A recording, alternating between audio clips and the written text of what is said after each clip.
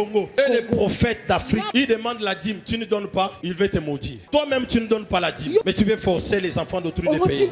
Est-ce que vous savez que la dîme, elle n'est pas obligatoire? La dîme, elle est volontaire. Parce qu'on est reconnaissant de la présence de Dieu qui nous facilite à obtenir les choses. Mais n'intimidez pas les gens. Si tu as besoin de l'argent, va travailler. L'église n'est pas un endroit où vous venez intimider les enfants d'autrui. Oh non, si tu ne donnes pas, tu vas mourir. Dieu a tellement de l'amour pour ses enfants qu'il y a des choses que Dieu ne permettra pas que ça les arrive. C'est toi qui dois chercher du travail. Un enfant de Dieu animé par l'amour, il donnera la dîme sans problème. Le problème, c'est que tu es tombé entre les mains de faux chrétiens. Il faut les enseigner des théories des fois qui n'existent pas. Dieu me voit, mon église me suit. Je n'ai jamais prêché sur la dîme. Un enfant de Dieu habité par l'amour de Dieu, on ne lui prêche pas de payer la dîme. Lui-même il reconnaît la main visible de Dieu. Mais si quelqu'un n'arrive pas à donner, c'est qu'il n'a pas encore reconnu la main de Dieu dans sa vie. L'amour que tu portes aux autres est un élément essentiel pour attirer ta bénédiction. La bénédiction arrive dans le cœur de ceux-là qui sont animés par la véritable amour. Si tu n'es pas animé par l'amour véritable, tu ne peux pas recevoir la bénédiction. Tu vois, par exemple, là, pendant que je parle, j'ai vu qu'il y a beaucoup de gens qui cherchent du travail. Mais est-ce que vous savez pourquoi la majorité des gens vivent dans le blocage? Parce que dans vos prières, vous êtes trop focalisés sur vous. Anne, quand elle priait avant, c'était pour son intérêt. Mais elle a compris que j'ai tellement prié pour moi, pour recevoir quelque chose qui doit me réjouir. Et je n'ai pas obtenu ça. Après, elle a changé sa manière de prier. Elle dit maintenant à Dieu, si tu me donnes l'enfant, il va te servir. Dieu aime ceux qui demandent la bénédiction, qui doit être au service des autres. Par moment, ta bénédiction est bloquée. Parce que tu le demandes simplement pour toi. Il y a des églises, il y a des ministères qui ne peuvent pas aller de l'avant financièrement parce que l'élitaire est trop concentré sur lui. Il y a des bénédictions que Dieu ne peut pas déclencher sur toi. Est-ce que vous savez que la majorité des chrétiens ne sont pas bénis parce qu'ils sont concentrés sur soi-même? Par moment, quand tu as besoin de toucher le cœur de Dieu, ne dis pas à Dieu, donne-moi pour acheter une voiture. Dis-lui, Seigneur, regarde ma mère, elle est en train de souffrir. Ça me fait mal de voir ma mère dans cette situation. Donne-moi de l'argent. Donne-moi les moyens. J'ai besoin d'enlever ma mère dans cette situation d'humiliation. Ça touche Dieu. Vous savez,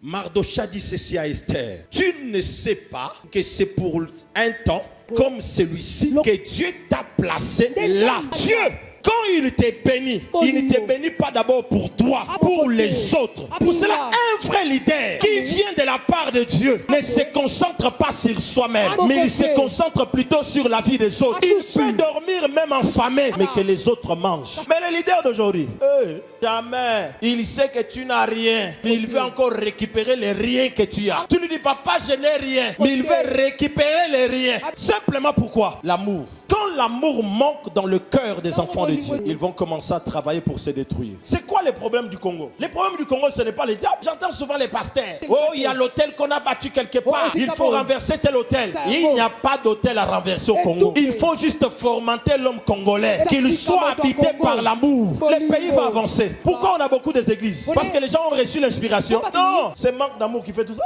Quand tu veux ouvrir ton église, non? Tu sais ce qui t'anime? Tu vas aller compter celles des offrandes. Tu ne veux pas avoir quelqu'un qui t'impose les choses. Est-ce que vous croyez que c'est normal que les églises portent les noms des bras de Dieu, pieds de Jésus, main de Jésus, la main des pieds, à gauche, à droite, à droite? C'est Dieu qui les demande de faire tout ça. Et plus les gens vont se concentrer sur leurs intérêts dans les jours à venir, au Congo, vous aurez 1 million d'églises. Parce que tout le monde voudra compter celles des offrandes. Mais si on avait l'amour, le leader reçoit, il va se poser la question. Ce frère, il a besoin de quoi pour qu'il commence un petit commerce? Il va appeler le frère. Ce soir, je vais te donner ça. Commence à faire les affaires. Parce que si le frère, Dieu l'élève dans les affaires, lui aussi s'il a l'amour, il va regarder notre frère dans l'église. Tu as besoin de quoi? Prends ça. Commence à faire les affaires. L'autre aussi s'il a l'amour, il va faire la même chose. Mais pourquoi il n'y a pas ça à l'église? Le leader est concentré sur sa femme, sur ses enfants. Tu es leader. Tu as 8 voitures.